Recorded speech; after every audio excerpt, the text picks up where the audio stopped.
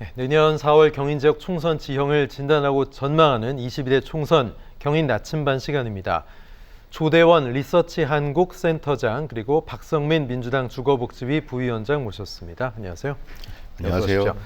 자, 오늘 살펴볼 곳은 수원입니다. 수원. 현재 총 5개의 선거구 갑을, 병정, 무가 있죠.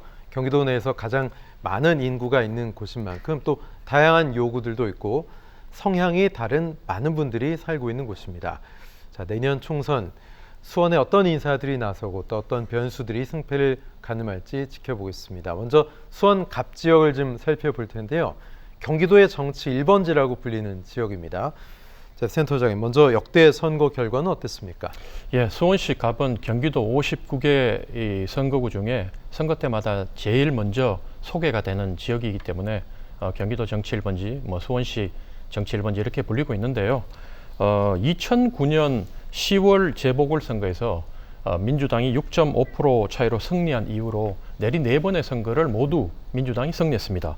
19대 총선 때 8.1%, 20대 총선 때 10%, 21대 총선 때 19.6%로 갈수록 민주당이 그 격차를 벌이고 있는 지역으로 국민의힘 입장에서 봤을 때는 정말로 이 공략이 쉽지 않은 그 난공불락의 초롱성과 같다.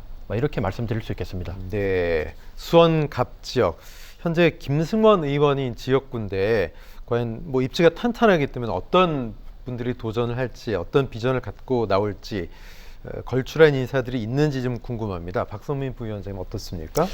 민주당은 역시 김승원 현 국회의원이 네. 아마 그 당내 경쟁자가 없어서 공천을 받을 것 같고요. 지금 이재명 대표 사법 리스크에 대한 호위무사도 상당히 당내 그 친명계로 분류돼 갖고 지지도도 있는 편입니다. 그리고 국민의힘 쪽을 말씀드리면 현재 이창성 그 수원갑 당협위원장이 있는데 그 21대 총선에서 낙선을 했어요. 그래갖고 아마 와신상담 지금 4년간 그 지역구를 다지면서 또 유권자인 대소사를 좀 챙기면서 지금 지역구를 다지고 있을 겁니다. 네. 그리고 이수정 경기대 교수라고 있는데 작년에 윤석열 대통령 후보 그 선거대책본부장에서 대책위원회 위원장을 하셨어요. 그리고 이수정 경기대 교수 같은 경우는 또 미디어에 많이 나와서 지지도가 상당히 높은 분이죠. 대중적 지지도는 있는데 아마 경선을 통과하기는 쉽지 않을 것 같은데 네. 만약에 경선을 통과한다면 본선에서 상당히 다크호스로 될 수도 있습니다. 그리고 김현종 전 국세청장이 있는데 지금 국민의힘으로 입당을 했어요. 그래갖고 사무실을 개소해서 지금 출마 준비를 하고 있는 걸로 알고 있습니다. 네. 그리고 김혜영 수원미래연구회장이 있는데 작년 지방선거에서 그 수원시장 예비후보로 출마를 해갖고 아마 이분도 출마 준비를 하고 있는 걸로 알고 있습니다. 네. 지금 몇 년 사이의 역대 결과를 보면 수원 갑 지역 민주당 후보들이 선거에서 승리를 했기 때문에 상당히 지금 국민의힘 입장에서는 어려운 지역입니다. 하지만 그 기조가 달라질 가능성 조대현 센터장님 있을까요? 변수가 뭐가 될까요? 있다면. 그 박성민 위원장님께서 다 해버리셔가지고 예. 현재 별다른 변수를 찾아보려고 해봤는데 네. 가장 중요한 건 대통령 지지율과 정당 지지율이 이렇게 낮은 상태에서 네. 원래부터 이기던 지역구도 아닌 그러니까요. 늘 예. 많이 지던 지역에서 이렇게 결과를 뒤집는 예상을 하기가 쉽지가 않습니다. 그래서 현재 말씀해 주신 대로 이창성 당협위원장이 열심히 뛰고 있고 그다음에 여러 인물들이 거론되고 있지만 당내에서는 그 인물들보다는 조금 더 전국적 인지도를 바탕으로 더 큰 경쟁력이 있는 사람을 내보내면 좀 결과가 혹시 뒤바뀌지 않을까 이렇게 기대를 안고 이제 거론되는 게 이수정 교수예요. 이분은 다 아시는 분들이고 많은 분들이 알고 있다 인지도가 보니까 높은 분인 거죠. 그렇죠. 그리고 이미지도 되게 좋아요. 인지도와 지지도가 되게 높은 분인데 문제는 제가 다 뒤져봤는데 이분이 수원에 오시겠다고 얘기한 내용이 한 번도 없어요. 그래서 당내 희망사항이 아닌가. 당내에서 헛물키고 있는 겁니까 그러면? 이분 입장으로 제가 이분 입장이라면 수원 중에도 철옹성보다는 좀 더 뒤에 나오겠지만 쉬운 지역으로 가고 싶어 하지 않겠습니까? 아니 나를 왜 여기다 이런 심정일까요? 오르내리는 게 곤혹스러울 수도 있다. 그런 생각이 듭니다. 알겠습니다. 자, 수원 갑 그렇고 이제 수원 을 좀 보겠습니다. 수원 을은 수원 내에서도 역시 민주당 지지세가 굉장히 강하다 이런 분석이 있는 지역입니다. 수원 을 박성민 부위원장님 어떻습니까? 우리 앵커분이 말씀한 것대로 그 수원 을은 민주당 지지세가 수원 5개 지역구에서도 상당히 높은 편입니다. 네네. 21대 총선 한 달 전에 뭐 전국 정당 지지율을 조사했을 때 한 0.1%로 박빙으로 나왔을 때도 그 당시에 21대 총선에 누가 나왔냐면 백혜련 네. 현 민주당 의원이랑 여판사 매치업이었죠? 예, 맞아요. 그렇죠? 예. 여검사들 이제 대전이었습니다. 네네네. 그 당시에 정미경 네네. 후보가 나왔어요. 예, 근데 예, 예. 차이가 얼마나 났냐면 네. 22%가 났어요. 네, 많이 났습니다. 많이 났습니다. 네.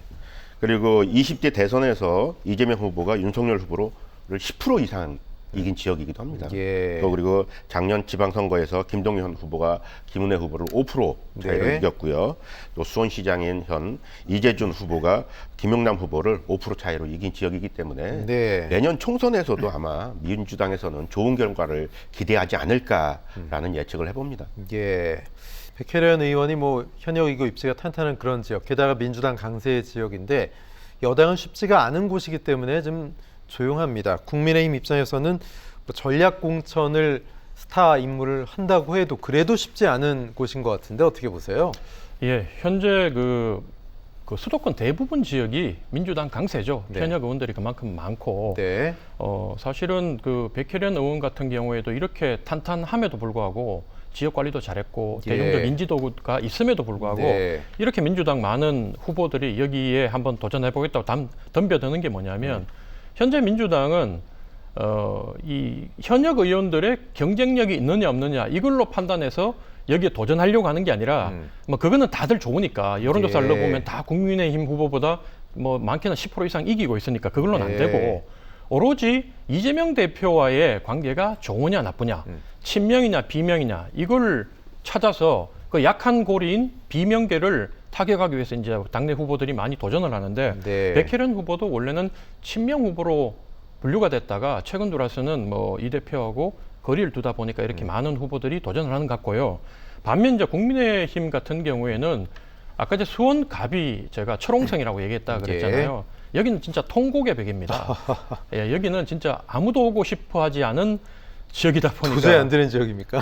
아니 뭐 그 퍼센트를 보세요. 수원시 네. 5개 선거구 중에서도 예. 가장 표 차이가 많이 난 지역이다 보니까 현재는 여기 당협위원장인 그 수원 토박이 네. 한규택 위원장만이 꿋꿋이 홀로 이 지역을 지키고 있고요. 네. 뭐 당내에서는 다른 그 뭐 더 경쟁력 있는 사람들이 와서 격차라도 좀 줄여주기를 바라겠지만 네네. 여기도 역시 뭐 올 사람이 있겠나 네. 이런 생각이 듭니다. 예. 아, 그렇군요.